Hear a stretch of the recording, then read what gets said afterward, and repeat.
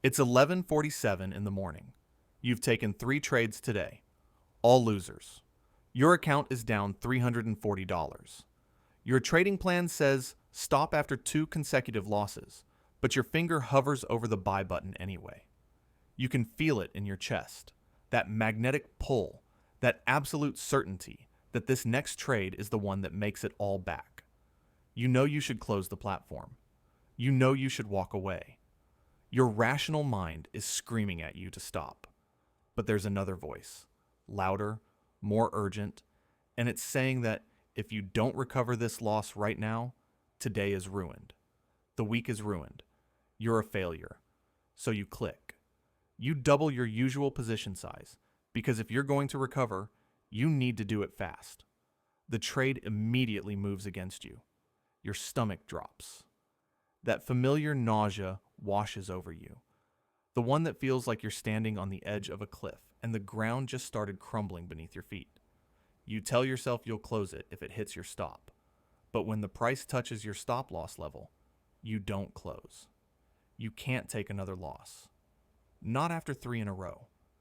So you move the stop further away and tell yourself it's just a retracement. It'll come back. You just need to give it room to breathe. Sound familiar?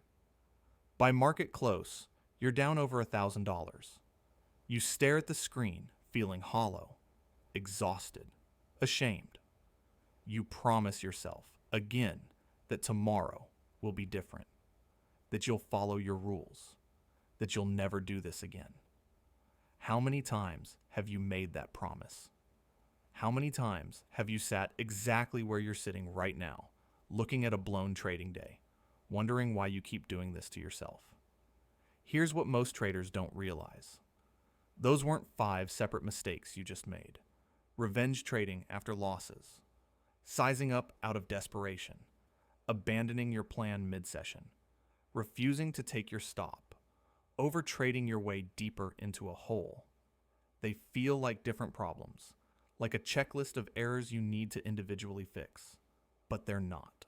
They're 5 symptoms of the same disease. And that disease has a name. It's called emotional trading, and your brain is hardwired to make you do it. Your brain evolved for survival in a world where loss meant death. When your ancestor lost their food supply to a predator, they didn't have the luxury of waiting calmly for the next hunting opportunity. They needed to act immediately, aggressively, or they starved. The ones who sat back and processed their emotions didn't survive long enough to pass on their genes. You inherited that brain. The problem is, the market doesn't care about your evolutionary programming. Here's what's really happening inside your skull during that 3-loss morning. The moment you close that 3rd losing trade, your amygdala, your brain's ancient fear center, registers it as a life-threatening event. It floods your system with cortisol, the stress hormone that's supposed to help you fight or flee from predators. But you're not being chased by a lion. You're sitting at a desk. So that cortisol does something else entirely.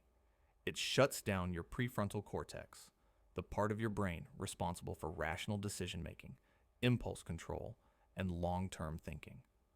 The very functions you need most for trading are the first ones to go offline. This is why doubling your position size feels right in the moment. Your brain is screaming that recovering the loss immediately is a survival imperative. Waiting until tomorrow, following your rules, accepting the loss, and moving on, all of that registers as passive behavior in the face of danger. And passive behavior means death in evolutionary terms. Loss aversion, the principle discovered by Kahneman and Tversky that won them a Nobel Prize, shows that the pain of losing is 2.5 times stronger than the pleasure of an equivalent gain. So when you're down $340, your brain doesn't treat recovering it the same way it would treat making $340 from scratch. It treats it like a wound that must be closed right now, at any cost. What feels right is revenge trading, sizing up, breaking your rules, doing whatever it takes to make the red number turn green today. What actually works is closing your platform, journaling the loss, and coming back tomorrow with a clear head. But most traders never learn this distinction because they quit before they understand it. This is where most traders make the fatal mistake. They think they can willpower their way through emotions. That discipline alone will save them. It won't. Because the cost of emotional trading isn't just today's losses. Let me show you what these 5 mistakes actually cost you. Not just in dollars, though the financial damage is severe enough. A trader with a 55% win rate and a 1-to-1 risk-reward ratio should make roughly 10% per month. That's the math. But emotional trading doesn't just reduce your profits. It destroys your execution. When you're trading with cortisol coursing through your veins, your win rate collapses. You skip the good setups because you're afraid after losses. You take terrible setups because you're desperate to recover. That 55% execution rate drops to 35%, maybe lower. The same trader who should be compounding at 10% monthly is now bleeding 5% every month. Over a year, that's the difference between 120% gains and a completely blown account. Here's the brutal truth about time cost. The average trader takes 2 to 3 years to become consistently profitable, assuming they survive that long. But emotional traders never make it through those years because they keep resetting their progress. Every blown account sends them back to square one, not just financially, back to $0, but psychologically, back to zero confidence, zero trust in themselves, zero evidence that they can actually do this. You're not progressing. You're trapped in a loop, making the same mistakes with different account balances. 90% of prop firm challenge failures have nothing to do with bad strategy. They fail because of rule violations during emotional spirals. You hit a losing streak, break your daily loss limit trying to recover, and the challenge is over. The average trader buys 3 to 4 challenges before giving up entirely. That's $1,500 minimum just in entry fees, not counting the time spent, the emotional energy burned, the relationship strained because you're irritable and distant after another red day. This is where it gets ugly. The death spiral isn't just metaphorical. Emotional trading creates a biochemical feedback loop. Mistakes trigger cortisol. Cortisol impairs judgment. Impaired judgment creates more mistakes. More mistakes mean bigger losses. Bigger losses spike cortisol even higher. The cycle accelerates until either your account dies or you quit trading entirely. But there's a way out. And it starts with understanding that you can't fight your emotions. You have to outsmart them. Here's the counterintuitive truth that separates survivors from casualties. You don't need more discipline. You need better systems. The traders who make it aren't superhuman. They don't have iron willpower or perfect emotional control. They've simply built systems that make emotional trading physically impossible. Start with the hard stop rule. After 2 consecutive losses, you're done for the day. Not 3 losses. Not just one more trade. 2, and you close the platform. Shut down your computer if you have to. This isn't about being conservative. It's about removing the opportunity to revenge trade before your cortisol peaks and your prefrontal cortex goes offline.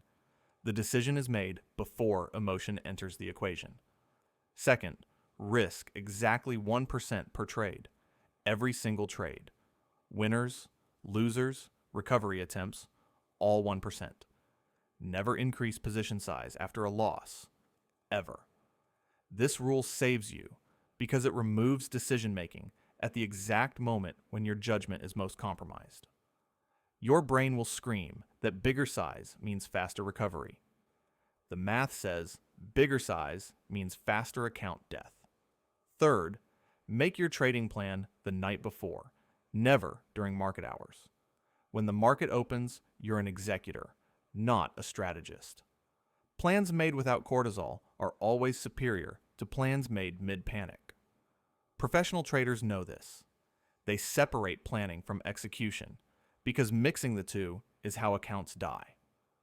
You'll resist these rules. They'll feel restrictive, limiting, like you're trading with handcuffs on. That's exactly the point. Your emotional brain craves freedom. Your profitable brain needs boundaries. The objection you're forming right now, what if I miss opportunities? What if I'm on a winning streak? What if there's a perfect setup after my 2-loss limit? That's your amygdala talking. It will always find reasons why this time is different, why the rules don't apply right now, why you need to make an exception. Don't listen. The market doesn't reward the smartest trader or the hardest working trader. It rewards the most systematic trader, the one who built guardrails that prevent self-sabotage when cortisol is high and judgment is low. These 5 mistakes kept you broke because you were fighting human nature. Stop fighting. Build systems that work with your psychology, not against it. That's the only edge that survives.